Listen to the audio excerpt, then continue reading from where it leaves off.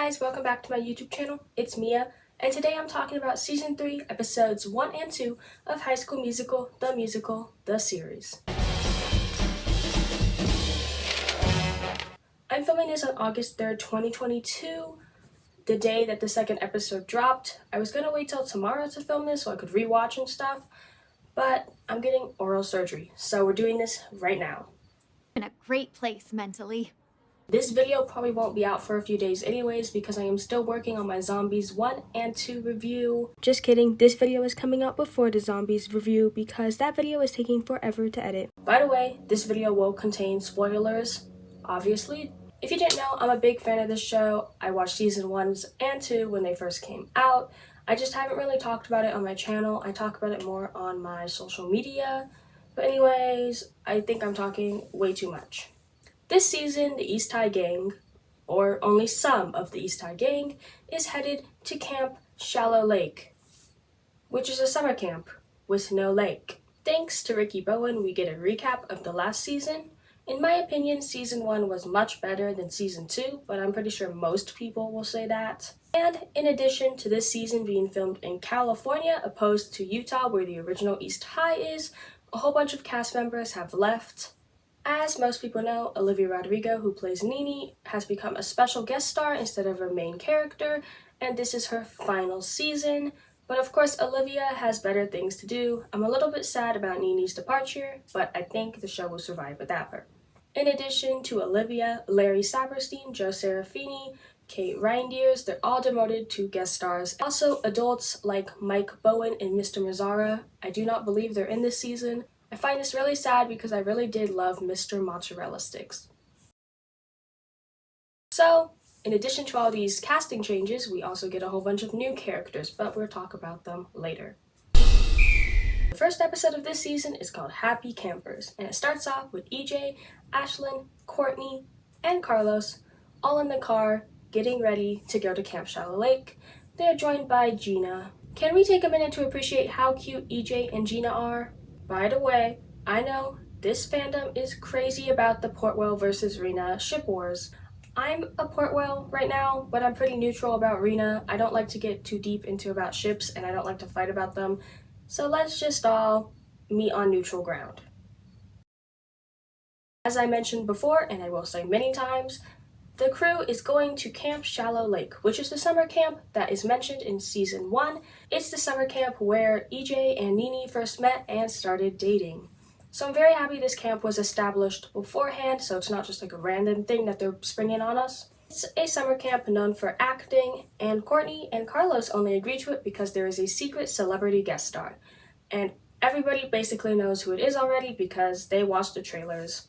And if you're like me, you watched every single sneak peek and everything they released beforehand, which is kind of spoilers, but they released it, so.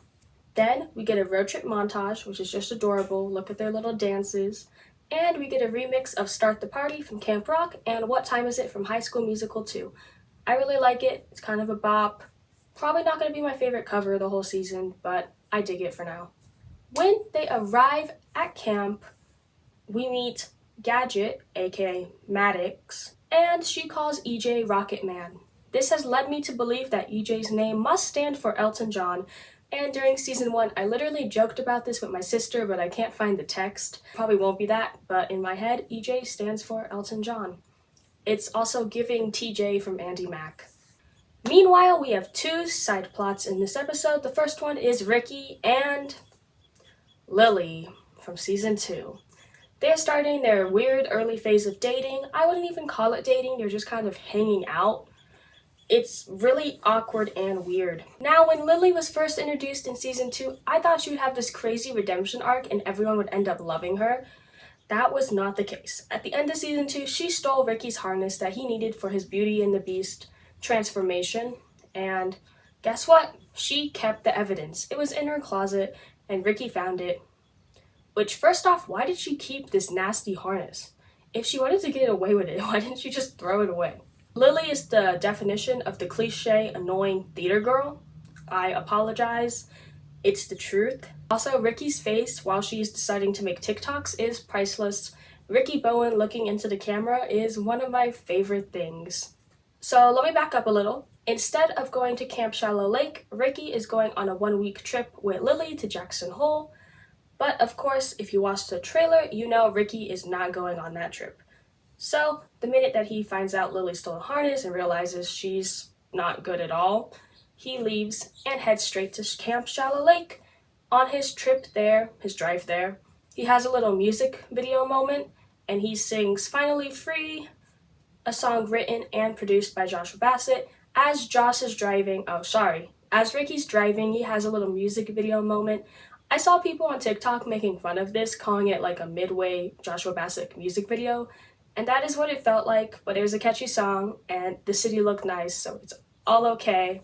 I think Ricky needs to be single for a minute. I'm happy he got away from the girl who can't even pronounce his name right. Richie? And the third side plot is Nene and Miss Jen. Miss Jen is going on a cruise with Mike Bowen, Ricky's dad. What happened to Mr. Mazzara? I like him. Nene is also going on a road trip with her two moms to Southern California. And we also learn that Nene is still working for Gina's brother, Jamie Porter, aka Jordan Fisher. And he wants Nene to write songs, but she's having problems finding her spark in writing songs at all. So she turns to Miss Jen for some advice. Miss Jen tells Nene to take big risks and inspires her to go find her spark. Meanwhile, at camp, I'm very happy Courtney mentioned EJ and the rotten egg incident because that's a big part of his character arc, and it all started at this camp. Then, can we take a minute to appreciate the Portwell kiss? I'm sorry, it's just so adorable. And look how happy Gina and EJ are. I just want them to stay this way for the entire season. I know that's false. That's not gonna happen. But at least let me hold on to this hope for now. Also, Ashlyn LARPs in Minnesota, as she said in season 1. I love that little callback. And I love that the 1, 2, 3 duo, aka Ashlyn, Courtney, and Gina, they're all settling into their bunks, and I love all the girls bonding. We also see Maddox, aka Gadget. They all have camp names, by the way. I can't wait to see if all the East High kids get camp names. I think that'd be so cute. I can't tell if I'm gonna like Maddox yet. She's played by Sailor Belle Curda, who is Piper Curda's sister, and Piper Curda was Jasmine on I Didn't Do It and Jen on Legacies, so I'm excited to see her acting as well. EJ is so adorable this season already. He's a little bit dumber, but it's okay. Also love his and Gina's new hair. I think it suits them. New eras. I'm very excited. In the boys' cabin, Carlos is very scared, and so am I. We meet this guy named Crash, who throws a football at the wall and breaks something. I don't think he's ever going to come back or be important, but it's good to know he's there. Then we meet Jet, who's also a new guy. He, however, will come back and will be important. His only personality trait in the first episode, and kind of the second episode, is being emo.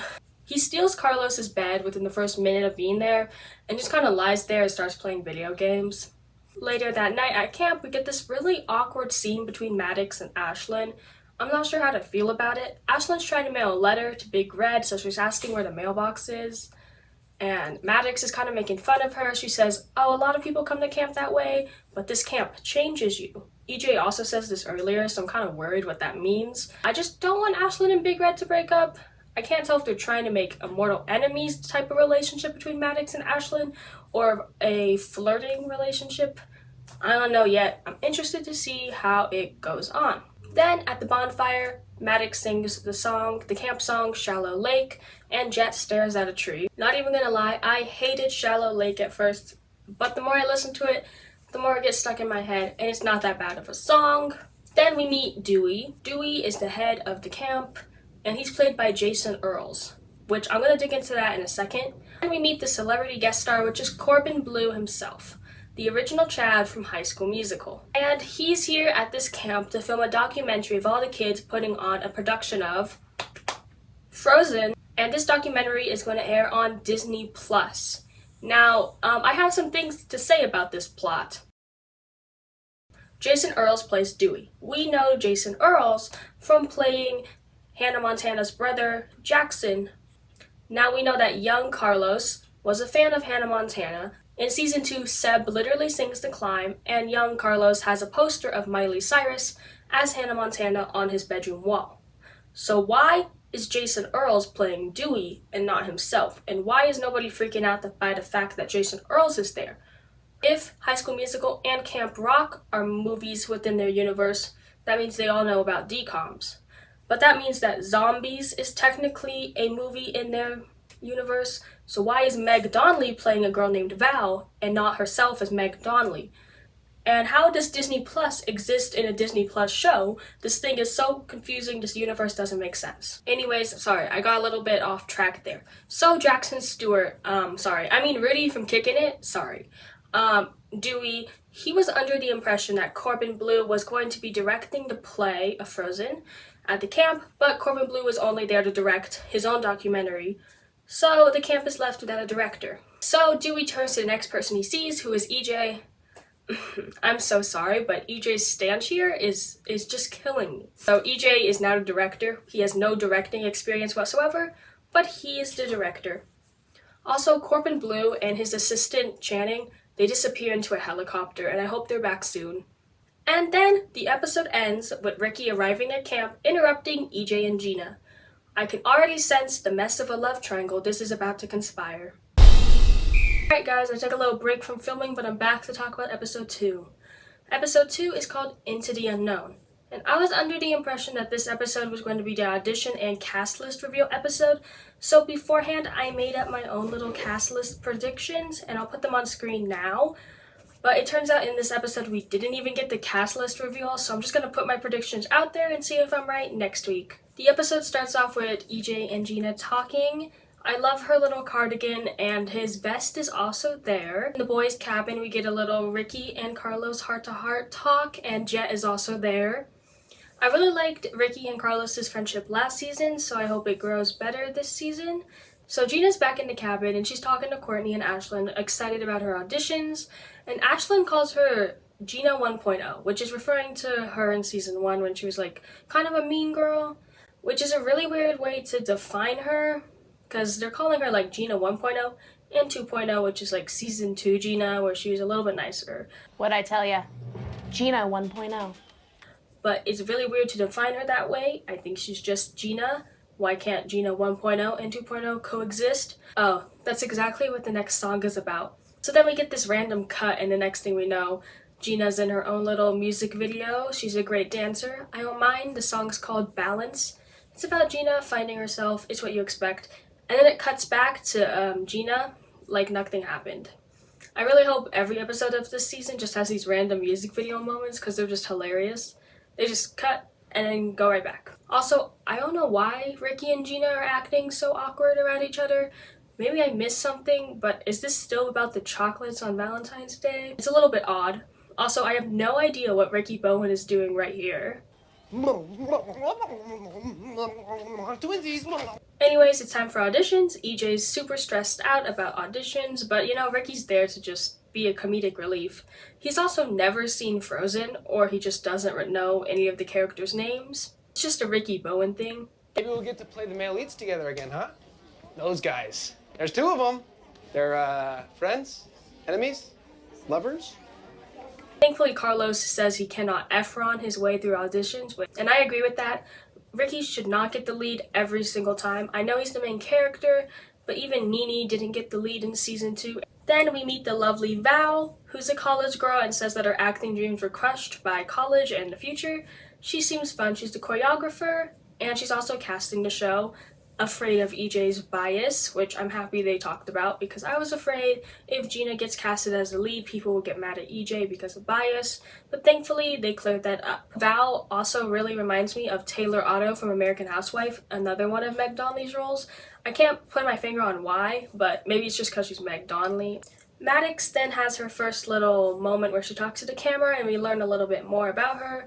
She's kind of a lone wolf character, and she knows that she's not for everybody, which is interesting. I hope her character grows to be a lot better, because at first I was a little bit unsure about her, but she's getting a little bit better. Also, I'm pretty sure that the one friend Maddox is talking about in her camera moment is the character Jojo Siwa.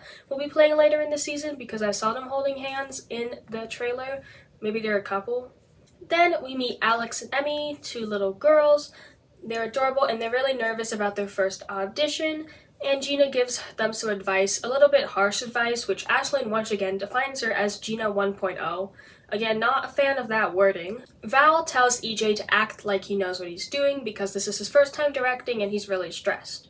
Then EJ circles up everyone and proceeds to sing Do You Want to Build a Snowman in the highest voice I think I've ever heard come out of Matt Cornett, and it's honestly hilarious and I kind of love it. Do you wanna build a snowman? But thankfully Ricky does interrupt them. I know EJ was trying to parallel Miss Jen, but he just couldn't do it. So apparently Camp Shallow Lake only offers swimming and acting as their electives, which Jet clearly has a problem about. He's literally giving Dewey all this attitude for no reason because he has a past issue about singing. I'm interested to see his backstory as well. I really hope that he grows like Maddox. So anyways, Ricky Bowen late to auditions, as always, and then the auditions finally begin. They are singing for the first time in forever. I think everyone sounded so incredible during this. It was just like really fun to listen. I always loved the audition songs, like Belle and The Start of Something New. And then in the middle of auditions, Jet breaks in and decides to blast us with his incredible voice.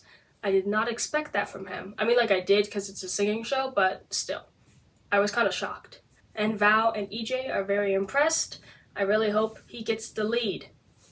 But, you know, with Ricky's history, may not work. Also, Ricky calls Jet a mini Ricky because he's late to auditions and blows everyone away, which is so adorable. But there is another side plot, including Nene once again. Nene is now in Sutter, California with her two moms, and they're meeting up with an old family friend named Marvin, who they went to college with. Then we learn that Marvin is actually Nene's biological dad, which is a really interesting plot point. He's the guy from Modern Family as well. At first, Nene and Marvin are really awkward, which is kind of expected. They ask each other all these questions, and it's just really awkward and gross until the moms and Marvin, they all talk about how they used to have a band in college and they were kind of a big deal.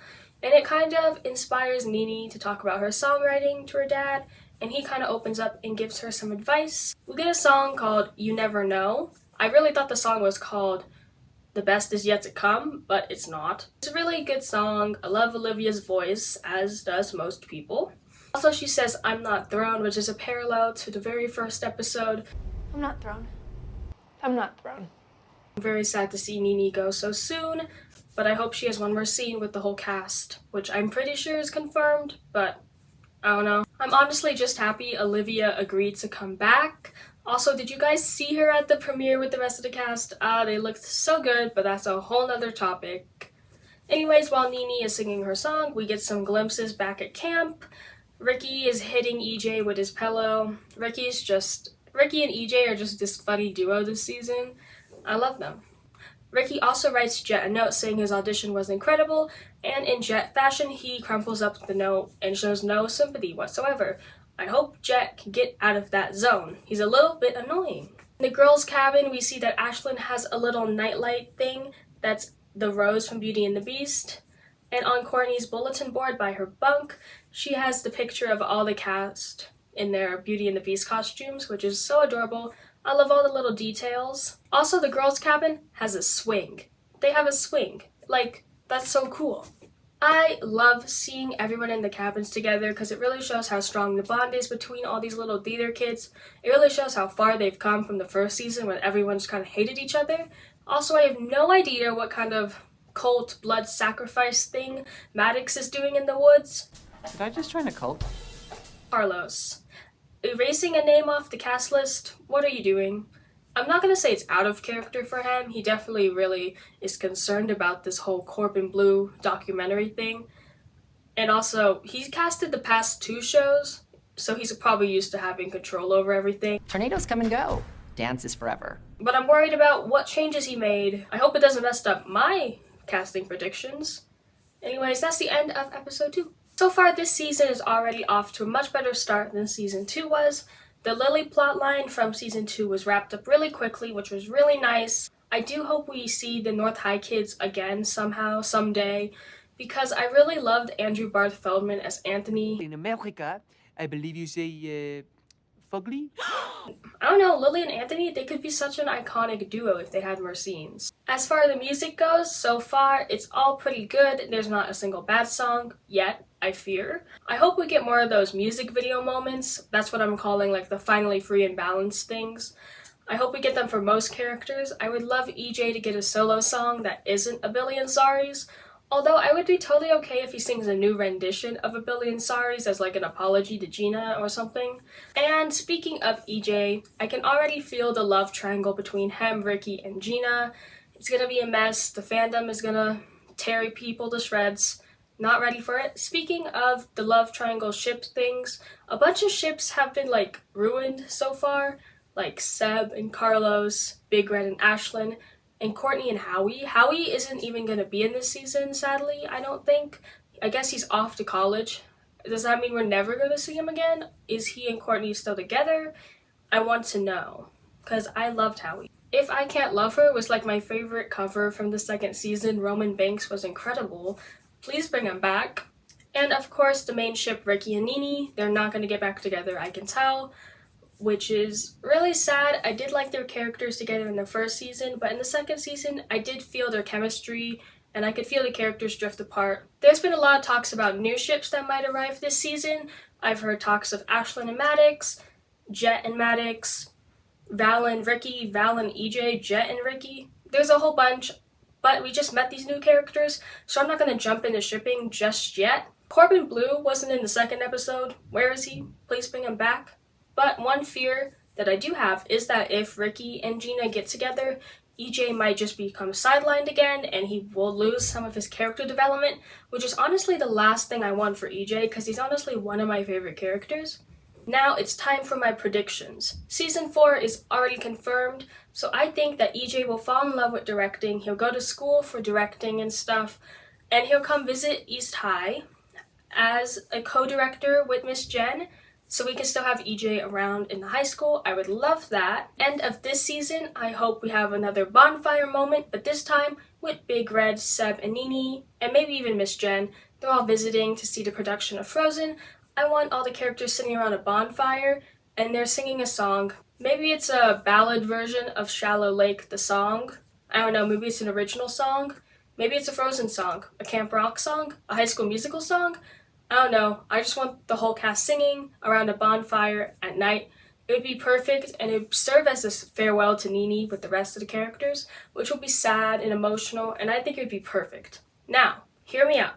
This is a long shot, but some people have theorized it, and I thought of it as well, that maybe Zac Efron, Vanessa Hudgens, and other High School Musical actors such as Casey Stroh, they might all make appearances in the finales. I think it's a part 1 and part 2 finale.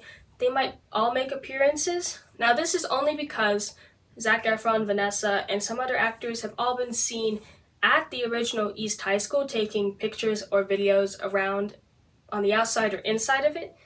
All in these recent weeks. Might just be memories coming back or something.